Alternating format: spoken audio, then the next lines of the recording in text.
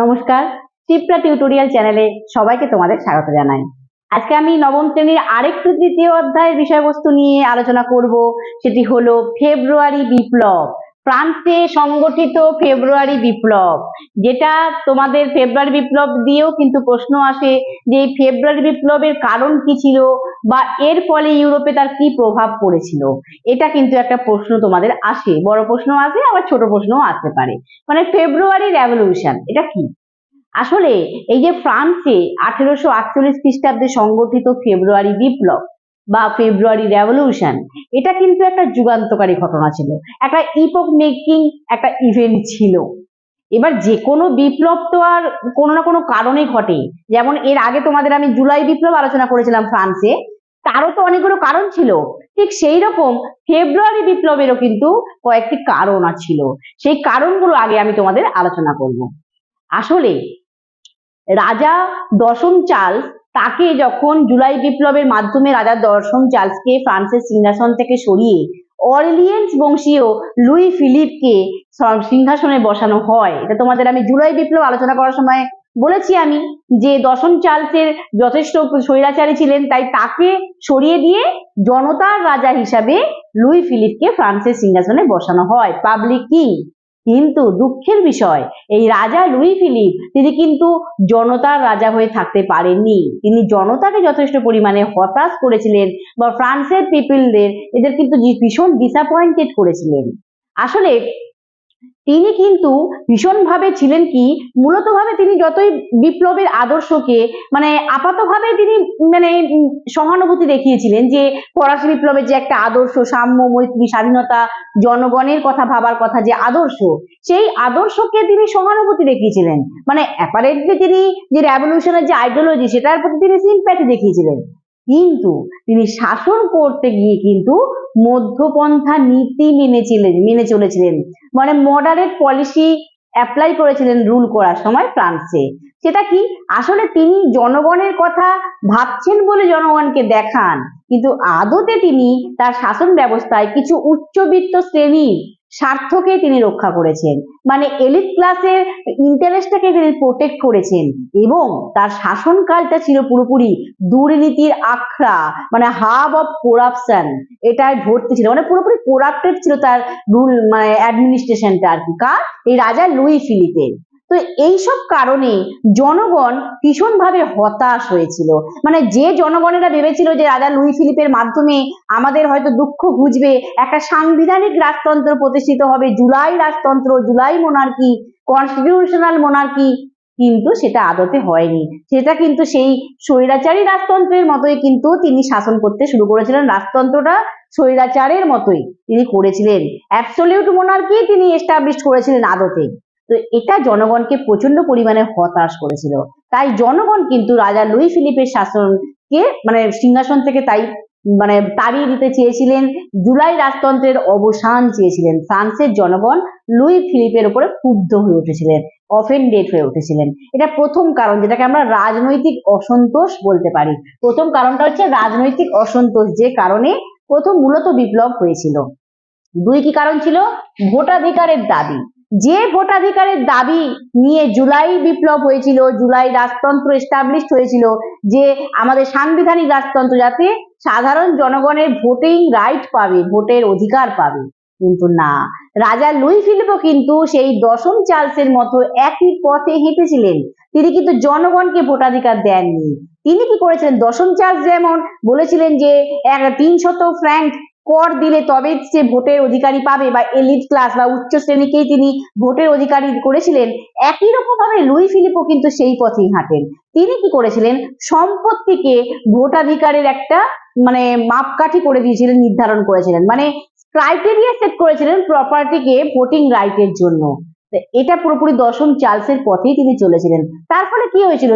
সাধারণ জনগণ, সেই সাধারণ জনগণের কিন্তু ভোটের যে অধিকার সেটা কিন্তু লুই ফিলিপ দেননি। যে অধিকারের জন্য ফরাসি বিপ্লব শুরু হয়েছিল, সেই অধিকারে জুলাই বিপ্লবও সেই কারণে হয়েছিল, সেই অধিকার কিন্তু রাজা লুই ফিলিপও তাদেরকে দেননি।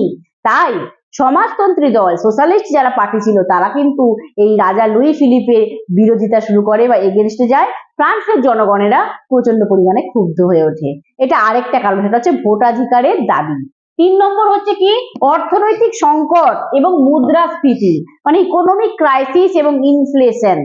আসলে 1846 থেকে 47, 1846 to 47 এরকম সময় কি হয়েছিল ফ্রান্সে, মানে প্রাকৃতিক দুর্যোগের কারণে, ন্যাচারাল ডিজাস্টার হয় তো, প্রাকৃতিক দুর্যোগ, তার ফলে প্রচুর ফসল হানি হয়েছিল, ক্রপ লস হয়েছিল এবং সাধারণত জিনিসপত্র খাবার দাবারের দাম বাড়ে, মুদ্রাস্ফীতি হয়, ইনফ্লেশন হয়, ফুডের বিভিন্ন ফুড বা কোনো আইটেমের দাম বেড়ে যায়।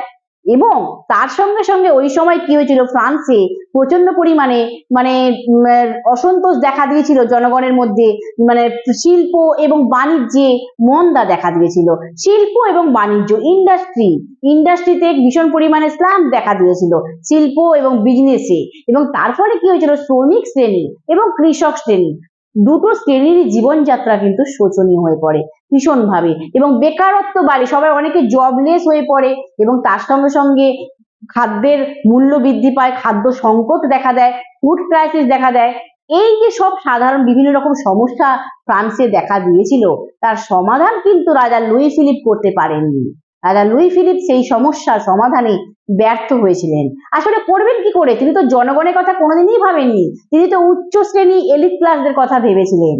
তাই এই সবের কারণে সাধারণ জনগণ প্রচন্ড পরিমাণে ক্ষুব্ধ হয়ে গেছিল এবং তার পরিণতি কি ছিল, তার পরিণতি ছিল 1848 খ্রিস্টাব্দের 23শে ফেব্রুয়ারি একটা রক্তক্ষয়ী সংঘর্ষ হয় ফ্রান্সে, যার ফলে কি হয়, ফ্রান্সে যে বিপ্লব সংগঠিত হয় এবং রাজা লুই ফিলিপকে সিংহাসন থেকে ছেড়ে পদত্যাগ করতে বাধ্য হন এবং তিনি পালিয়ে যান।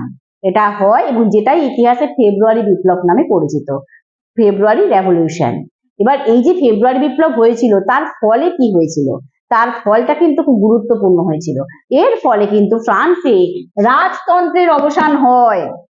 লুই ফিলিপের শাসনকালের অবসানের মাধ্যমে রাজতন্ত্র মানে মোনার্কি কিন্তু পুরোপুরি অ্যাবলিশড হয়ে যায় এবং অবসান হয়। তারপর শুরু হয় ফ্রান্সের দ্বিতীয় প্রজাতন্ত্র প্রতিষ্ঠিত হয়, ফ্রেঞ্চ সেকেন্ড রিপাবলিক এস্টাবলিশড হয় এবং একটা অস্থায়ী সরকার ঘোষণা করা হয়। স্থায়ী সরকার না, অস্থায়ী সরকার, টেম্পোরারি একটা গভর্নমেন্ট অ্যানাউন্স করা হয়, যে গভর্নমেন্ট কি করে, ইউরোপের মানে ফ্রান্সের জনগণদের মধ্যে প্রাপ্তবয়স্ক যারা পুরুষ ছিল, অ্যাডাল্ট যারা ছিল, তাদেরকে ভোটের অধিকার দেয়, সবাইকে ভোটিং রাইটের দাবি মেনে নেয় আর কি ওই সরকার। এবং তাদেরকে সাধারণ জনগণদের দাবি দেওয়া, আরো যে দাবি দেওয়াগুলো ছিল সেগুলো কিন্তু মেনে নেয় এই নতুন অঘোষিত মানে অস্থায়ী সরকার। আর তার সঙ্গে সঙ্গে শুধু এই মানে ফেব্রুয়ারি বিপ্লব, এটা মানে দাসপ্রথারও কিন্তু বিলোপ করেছিল, যে স্লেভারি সিস্টেম ছিল সেটারও কিন্তু বিলুপ্তি ঘটিয়েছিল। আর এই বিপ্লব ফ্রান্সের পাশাপাশি সমগ্র ইউরোপের বিভিন্ন দেশ যেমন জার্মানি, ইতালি, অস্ট্রিয়া সব জায়গাতে জাতীয়তাবাদের জোয়ারের সৃষ্টি করেছিল, ন্যাশনালিজমের একটা টাইড ফর্ম করেছিল এই ফেব্রুয়ারি বিপ্লব। এবং এর ফলে অর্থনৈতিক এবং সামাজিক সংস্কারের দাবিতে শ্রমিক শ্রেণী রাজনৈতিকভাবে আরো সচেতন হয়ে ওঠে, মানে ইকোনমিক্যালি যে সমস্ত এবং সোশ্যালি বিভিন্ন মডিফিকেশনের জন্য লেবার ক্লাস যারা ছিল তারা পলিটিক্যালি আরো বেশি কনসাস এবং অ্যাক্টিভ হয়ে ওঠে, সক্রিয় এবং সচেতন হয়ে ওঠে। আমরা এটাই বলতে পারি যে ফেব্রুয়ারি বিপ্লব কি হয়েছিল, সমগ্র ফ্রান্সের পাশাপাশি সমগ্র ইউরোপে মানচিত্র এবং মতাদর্শের পরিবর্তন করে, ম্যাপেরও চেঞ্জেস আনে এবং আইডিওলজিরও চেঞ্জেস আনে। তাই ফ্রান্সের ইতিহাসে এই ফেব্রুয়ারি বিপ্লব খুবই একটি গুরুত্বপূর্ণ ঘটনা বা একটা ইম্পর্টেন্ট ইভেন্ট। এইখানে আমি এই বিষয়ে ফেব্রুয়ারি বিপ্লবের বিষয়ে আলোচনা শেষ করছি। আশা করি তোমাদের ফেব্রুয়ারি বিপ্লব সম্পর্কে বোঝাতে পারলাম, কেন ফ্রান্সে ফেব্রুয়ারি বিপ্লব সংগঠিত হয়েছিল এবং তার ফলে কি হয়েছিল। আর তোমাদের আমি আগে মেটারনিক সিস্টেম যখন আলোচনা করেছিলাম তখনও বলেছিলাম যে সেখানেও কিন্তু ফেব্রুয়ারি বিপ্লবের বিশাল একটা প্রভাব ছিল। এই ফ্রান্সে ফেব্রুয়ারি বিপ্লব হওয়ার ফলে মেটারনিক সিস্টেমও কিন্তু ধ্বংস হয়ে গেছিল। তাই এই ফেব্রুয়ারি বিপ্লব কিন্তু ফ্রান্সের ইতিহাসে খুবই গুরুত্বপূর্ণ ঘটনা। আর এই বিষয়ে আমি এখানেই আলোচনা শেষ করছি এবং আলোচনা শেষে বলতে চাই, যারা যারা এখনো শিপ্রা টিউটোরিয়াল চ্যানেল সাবস্ক্রাইব করোনি তারা সাবস্ক্রাইব করে নাও, আর পাশে থাকা বেল আইকন অবশ্যই প্রেস করো, তাহলে নোটিফিকেশন পাবে। আর যারা তোমরা দেখো, তোমরা আরো বেশি করে বন্ধু বান্ধবদের মধ্যে এটা শেয়ার করে দাও, যাতে তারাও এই বিষয়ের দ্বারা উপকৃত হয় এবং আমার প্রচেষ্টা সফল হয়। তো এখানে আমি আমার আলোচনা শেষ করছি। নমস্কার।